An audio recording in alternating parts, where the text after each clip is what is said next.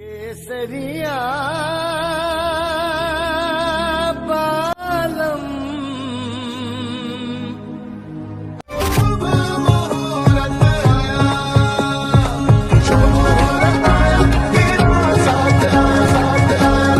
Ganga hospital में पुस्तक भी लिखती है, बताइए, और कुछ प्रेरणा हम लोग को लेके एक पुस्तक की हम लोग लिखे। और बस कैसा अजीब हादसा गुजरा था और बस आंखें खुली तो धूप का पहरा था और बस। शहर की जनता ने पहले ही तय कर लिया है कि यदि शहर को और खूबसूरत बनाना है तो फिर से अरुणा शंकर को लाना है। आज हमारे बीच में है अदबी संसार के सभा में। मैं पूरे आदर और एहतराम के साथ उन्हें आमंत्रित कर रहा हूं और अदबी संसार के सदस्यों को आमंत्रित कर रहा हूं कि आप मैडम को सौर प्रदान कर। और जैसे अजहर जी कह रहे थे ना मैडम कि मैडम को यह कहने से बुरा तो नहीं मान जाएंगी कि इसका इस्तेमाल करिएगा, तो हम बोले कि हम कह देंगे, तो हम बोले कि हम कह देंगे। जी एक जोरदार ताली बजनी चाहिए मैडम के लिए। जी बहुत धन्यवाद।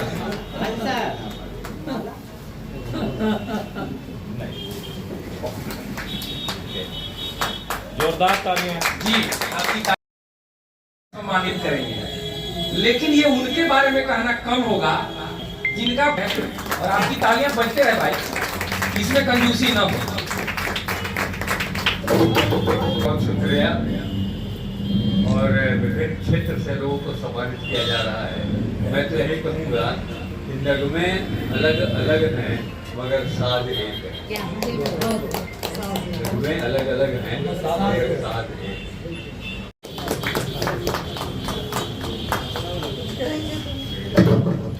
संसार के सच्चे अजहर साहब और यहाँ बौद्धिक रूप से जो समृद्ध है पलामू, कि पलामू के साहित्य के दृष्टिकोण से जो देश दुनिया में नाम है उसका एक बहुत बेमिसाल चीज है। नादिम बरकी साहब के बारे में साथी ने चर्चा की है। हम वर्ल्ड सोशल फोरम के एक कार्यक्रम में हैदराबाद गए थे। वहाँ के प्रोफेसर ने हमको इसलिए ज़्यादा हमको मेहमानबाजी की है, इसलिए ज्यादा इज्जत दी है कि हम नादिम बल्कि शहर से आए हुए हैं और उन्होंने अपनी पुस्तक दिए थे कि आप हमारे गुरुदेव के पास में पहुंचा दिए। हम जब डाल्टनगंज उतरे तो सबसे पहले बल्कि साहब के घर गए और उनको वो पुस्तक दिए, उनका संदेश दिए। तो ये शहर है मेरा, और वहाँ हम बोल कर आए कि हमारा शहर इतना ज्यादा महत्वपूर्ण है कि आप आइए डाल्टनगंज, देखिए कि डाल्टनगंज में जो कब्रिस्तान है वो हिंदू मोहल्ले के अंदर है और जो शमशान घाट है वो मुस्लिम मोहल्ले के अंतर्गत है और हम लोग का मोहब्बत और प्यार से गुलजार रहता है। तो इसलिए ये ताकत पलामू जिला का जितना है कि हर सप्ताह एक पुस्तक यहाँ का प्रकाशित होता है भिन्न भिन्न क्षेत्र में।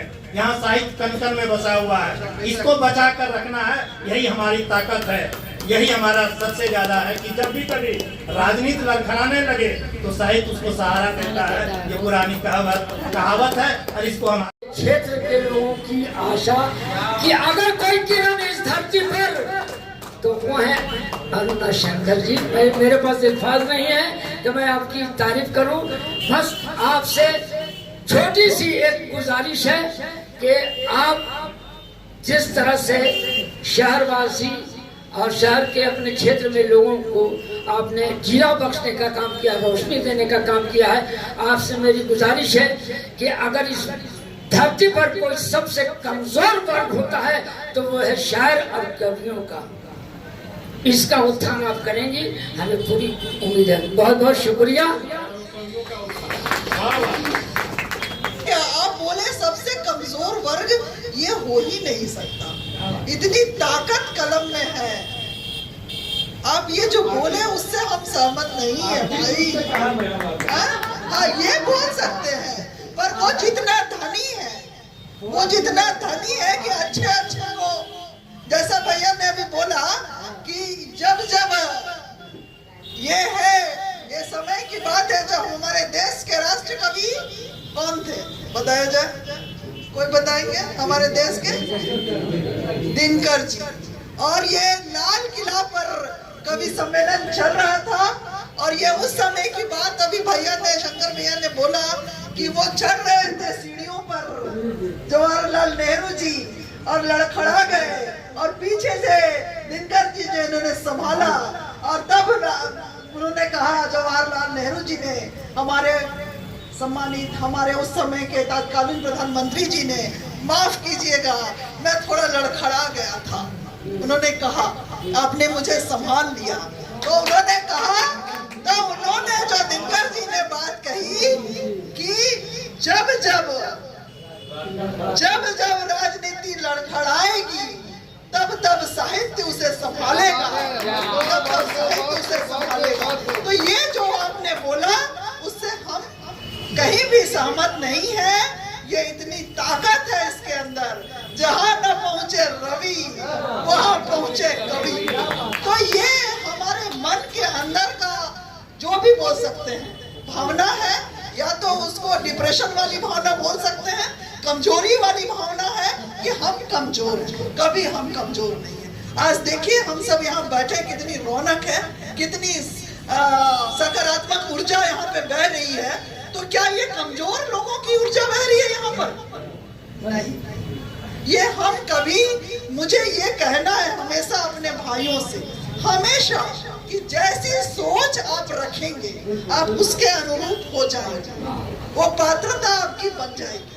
इसलिए सोच हमेशा मजबूत रखिए, आप बुलंद रखिए, आपकी बुलंदी तो बहुत। ये सबको दे रहे हैं कि जिसे डर लग रहा है उसको दे रहे हैं।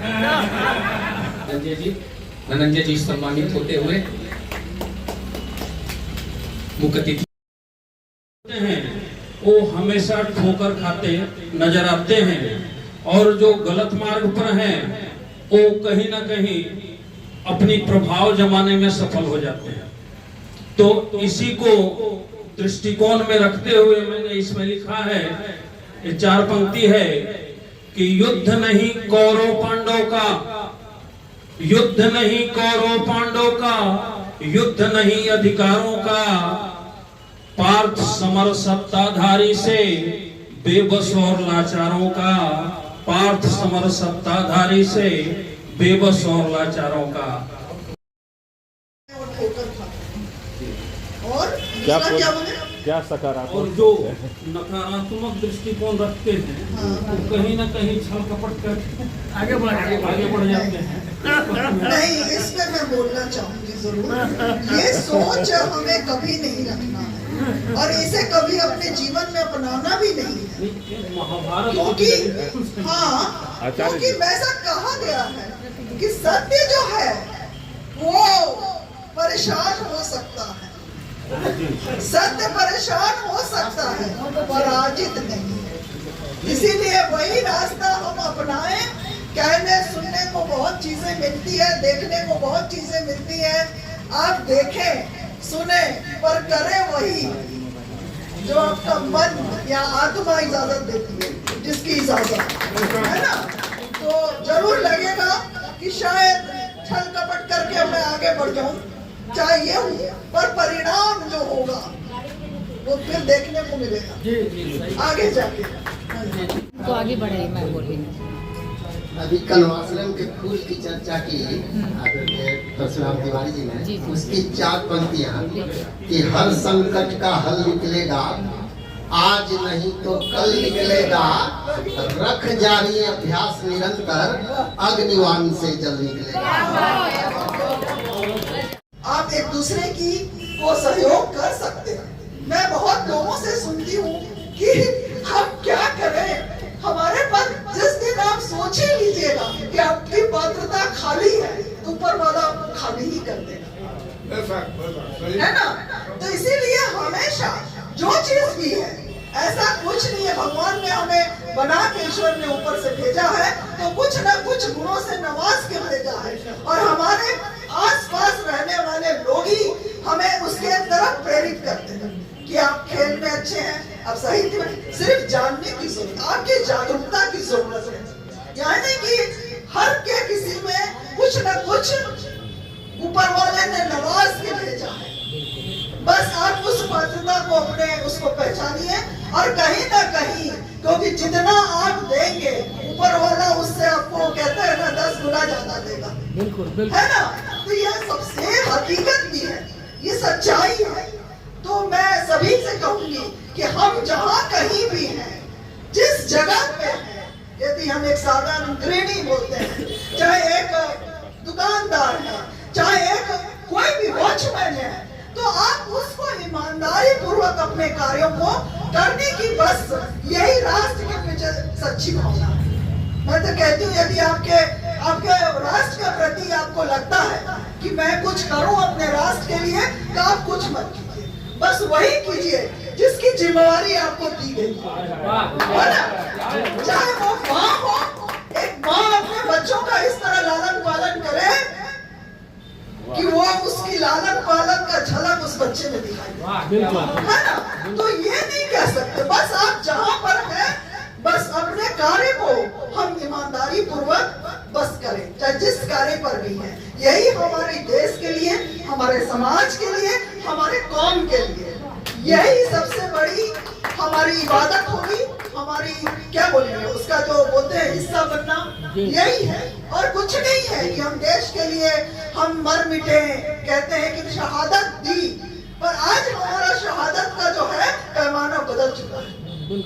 हम जान देकर हम देश के प्रति अपनी नहीं बता सकते कि हम जान ही देंगे तभी हम देश के प्रति वफादार हैं। आप जहाँ है वहीं से वफादारी करें, कहीं जाने की जरूरत नहीं है। यदि हम किसी को कहते हैं कि आप जो है आपने ये नहीं किया, वो नहीं किया, वो नहीं किया, तो आप याद रखिए कि एक उंगली यदि आप किसी के तरफ कर रहे हैं तो ये 3 उंगली अपनी तरफ है। तो शुरुआत यहाँ से कीजिए, शुरुआत यहाँ से कीजिए। लोग कहते हैं हम क्या कर सकते हैं, आप बहुत कुछ कर सकते हैं, बस सोच बदल दीजिए, सोच में सकारात्मक लाइए, आप बहुत मजबूत कड़ी बनेंगे। तो यही चीज इन्हीं चंद शब्दों के साथ, और मैं ये जो धारा बह रही थी, जो मैं तो कहूँगी अमृतपान हो रहा था, जैसे कहते हैं ना कि वो चंद्र पूर्णिमा के दिन, शरद पूर्णिमा के दिन ऊपर से चंद्रमा से जो गिरता है नीचे, वो कहते हैं अमृत। तो सचमुच यहाँ अमृत बरस रहा था, बल्कि रमान भाई सचमुच, मतलब मुझे महिलाओं का फोन आ रहा था, मैंने उन्हें समय दिया था कि मुझे 3:30 बजे लगभग प्रोग्राम 3 का समय है, 3:30 तक हो जाएगा खत्म, और मैं 4:30 पौने 5 तक आपको बार बार मैं घड़ी देखूं, ये घड़ी रुक गया है या मैं रुक गई, ऐसा तो लग रहा था। क्योंकि समा जो बना, कहते हैं ना यही होता है, ये जो समा, जब आप ज्ञान के गंगा में बहते हैं तो समय पता नहीं चलता। उन्होंने मुझे फोन किया, उन्होंने रुक जा भाई आ रहे हैं, बस।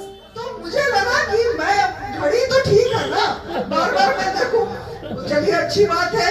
इसी को कहते हैं कि अच्छी सोहबत, अच्छा लोगों के बीच में रहने से जो ज्ञान मिलता है, जो भैया ने बताया अभी कि अच्छी किताबें पढ़ो, अच्छी, क्योंकि सारी चीजें हमें एक ही चीज बताती है, जो हमें बताती है कि नेक दिल इंसान कैसे बनना है।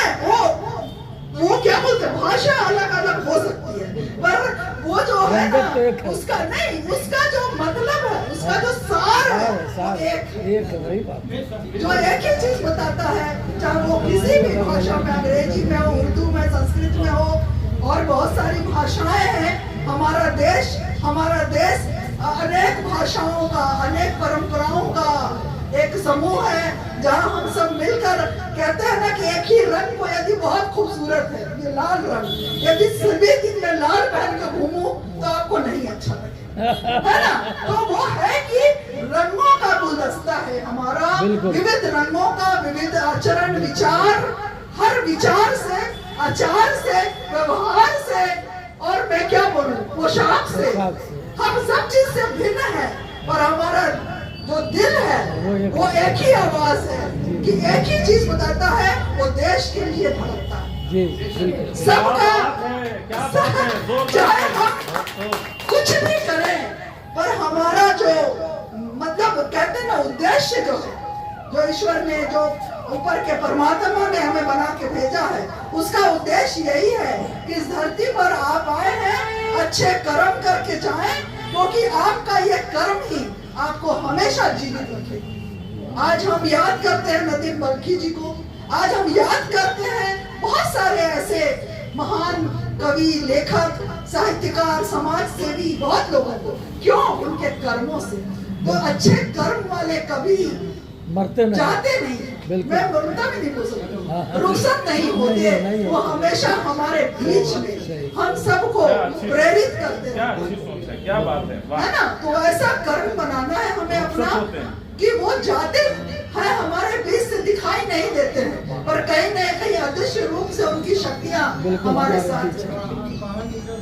और मैं आप सबको नए वर्ष में अपने भाइयों को, अपनी बहनों को, साथ में मेरी पार्षद बहनें यहाँ बैठी हैं, उन सब का साथ हमेशा मेरे साथ रहा। आप सबका भी हमेशा आभार करती हूँ कि आप सबके, क्योंकि यहाँ जितनी भी बहनें बैठी हैं, मैं तो और नई क्या बोलते हैं, इस खेल की, इस मैदान की ये नहीं थी, पर ये जो अनुभवी बहनें यहाँ बैठी हैं, जो 3-3 साल से इस शहर को अपना सहयोग दे रही है, ऐसी महान जिनकी शक्ति जो इनके अंदर है, उनको मैं नमन करती हूँ। सस्ता और समुचित इलाज के लिए गरीबों का रहनुमा मात्र एक हॉस्पिटल, मैया बाबू हॉस्पिटल।